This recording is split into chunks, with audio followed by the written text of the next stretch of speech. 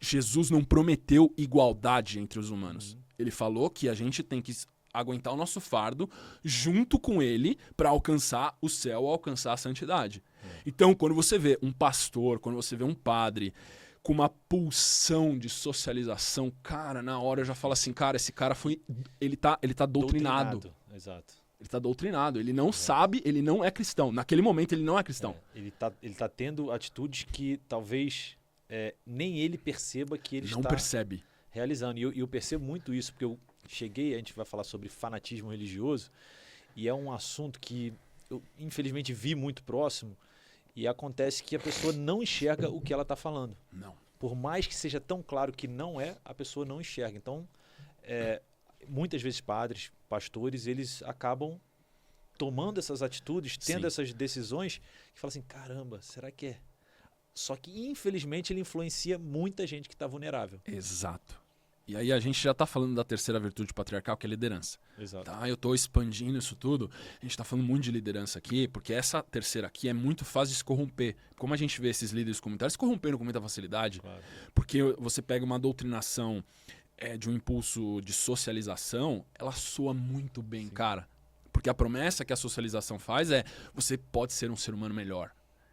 Se você abrir mão do seu egoísmo e você for mais altruísta, o mundo vai ser um lugar melhor. Você fala, cara, quem que não quer isso? Todo mundo quer. Sim. Só que se você pega, por exemplo, a Revolta de Atas da Ayn Rand, você pega pensadores que falam assim, cara, o egoísmo é mais importante do que o altruísmo. Porque a pessoa que pratica o altruísmo, ela não consegue perceber que ela é falha. Sim. Então ela pratica o altruísmo por egoísmo. Exato. É verdade. Então, o processo de liderança, a gente tem que entender que o egoísmo é um software básico nosso. Um software básico. Quando um líder ele chega e ele quer dizer para os seus liderados como a vida de todos tem que ser de maneira homogeneizada, por exemplo, é bonito ser pobre, ele perdeu a capacidade de liderança porque ele não entende as particularidades de cada indivíduo que ele está liderando. Sim. O líder, ele ensina pelo exemplo, não é pela oratória, não é por uma Pela cartilha de atitude protocolos. dele, ele vai levar muito mais pessoas a crerem no que ele crê do que propriamente pelas palavras, né? O que você disse pra mim que te convenceu no cristianismo ser São algo? atitudes de pessoas que eram cristãs de verdade simplesmente pelo fato de me tratarem muito bem e diferente de pessoas que não tinham Cristo. Isso é liderança. Exato. Essa é uma virtude patriarcal. Então, quando você começa a ver uma atitude de fala rebuscada, cara, minha cautela aumenta muito, mesmo porque eu tenho a habilidade da oratória também. E eu sei as falácias que dá pra colocar. Então eu tenho que tomar cuidado comigo. Sim. Quando eu vejo uma pessoa falar bem, eu falo assim, cara, acende o alerta quase vermelho, porque vai vir rasteira. Exato. E a tira e queda? Normalmente vem rasteira. Porque se a Claro. pessoa tem a habilidade da oratória, ela vai usar aquilo de alguma maneira pra impor a visão de mundo dela, ou impor a visão coletiva que ela tem, ou de organização que ela tem. Então, por que eu não tenho afiliação religiosa? Porque eu não acredito em concentração de poder. Por que eu não acredito em concentração de poder? Porque a criação, Deus, diluiu a sua onipotência em cada criatura. A onipotência só está centralizada na fonte, mas na criação inteira a potência está diluída. Perfeito. Isso significa que a descentralização de potência é um princípio sacro divino. Sim. Se a gente age de acordo com esse princípio, com essa aderência de descentralização de poder, a gente vai ter menos corrupção. Com certeza. A gente teve a constatação filosófica de que poder corrompe, poder absoluto corrompe absolutamente. Perfeito. Tá? Então, quando a gente tem uma organização religiosa, quanto mais poder ela tem centralizado nela, mais próxima da corrupção ela está. Exato. Que foi o que a gente viu na própria história. Sim. A própria história de cismas da igreja, de quedas de religiões, de queda de impérios, foi porque concentrou poder demais, concentrou poder, corrompeu. Exato. Então, por que a idade moderna é a idade mais pacífica, onde você tem melhoria verdadeira da vida humana? Porque você tem uma descentralização da liderança, do poder, da tomada de decisão, dentro das democracias principalmente, apesar de ser extremamente imperfeito esse sistema político, mas você tem uma descentralização e um certo empoderamento do indivíduo através de você motivar ele, através do egoísmo dele, a buscar uma vida melhor. A pessoa todo dia levanta pra fazer a vida dela melhor e a vida das pessoas que ela ama, só tem um jeito de você fazer isso. Na verdade tem dois.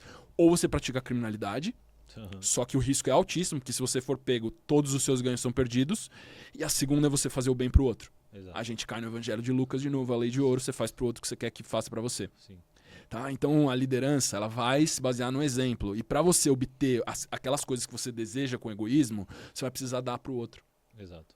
Então o egoísmo ele culmina no altruísmo. Sim. Mas se você mirar no altruísmo, você não alcança o altruísmo. Sim, perfeito. E a quarta virtude patriarcal é a honra.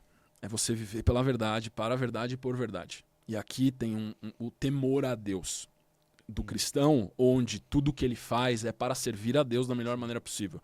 Então, o que eu mais almejo, e quando eu vejo esses discursos de bilionário é uma coisa ruim, pessoas ricas são uma coisa ruim, é aquela porcentagem da população, 1,5%, 5% da sociedade, que gera emprego para todo mundo, que paga imposto para sustentar 60% da população, que gera solução e inovação, que faz a sociedade ir para frente, e a gente está transformando essas pessoas nos vilões.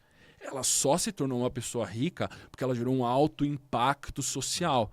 A maioria das pessoas elas não tem noção nenhuma de princípios econômicos. Zero. Sim. Isso é uma coisa difícil até para economista. Tem ministro da economia que não entende de economia. Sim. Isso já foi explicado em muitos tratados filosóficos, principalmente na escola austríaca de economia, que quase ninguém sabe. Tipo, eles sabem exatamente o que faz um país enriquecer. Quais países praticam isso? Só os que enriqueceram praticaram durante um tempo. Sim. Porque você tem, por exemplo, hoje os Estados Unidos atacando todas as bases econômicas que fizeram ele se transformar no maior império que já existiu. Exato.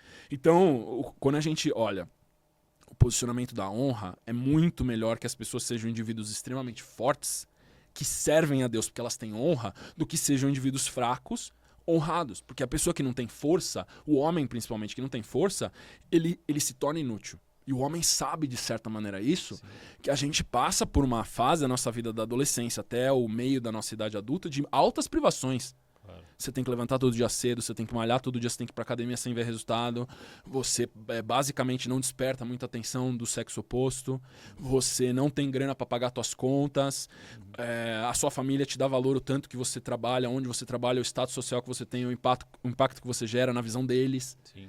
Então a gente tem um processo até com o homem de muita privação durante décadas até ele começar a ser admirado.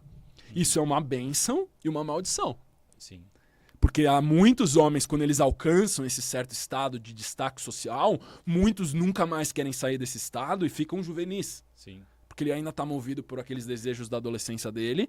E ele fala assim, cara, agora eu tô no topo do mundo, eu tenho grana, eu posso pegar a mulher que eu quiser e tá todo mundo olhando para mim, então agora eu não quero sair nunca mais daqui. Ele não dá o próximo passo. Sim. Ele fica preso naquilo. Sim. Tá, mas o que vai fazer ele dar o próximo passo é temor a Deus. Temor a Deus. E é o que eu falo assim, resumidamente, no que você comenta, eu acho muito interessante. Eu sempre digo para as pessoas que me perguntam, falo assim, cara, você agora segue a Deus e tal, não sei o quê. E eu digo o seguinte, siga Deus, porque opiniões mudam, mas a direção de Deus não. Então tá tudo na Bíblia. Sim. Por mais que você não tenha um entendimento bíblico, como eu não tinha, e foi tudo muito novo para mim, é muito difícil você chegar para um cara que é muito leigo de religião e falar assim, lê a Bíblia aí, você vai se resolver. Não. O cara não vai entender nada. Não. Então busque pessoas que consigam te dar esse direcionamento, seja um pastor, seja uma igreja, ou seja uma pessoa que tenha uma base, né, de teológica, Deus, filosófica, para que possa te ensinar, porque essa base de temor a Deus não vai mudar.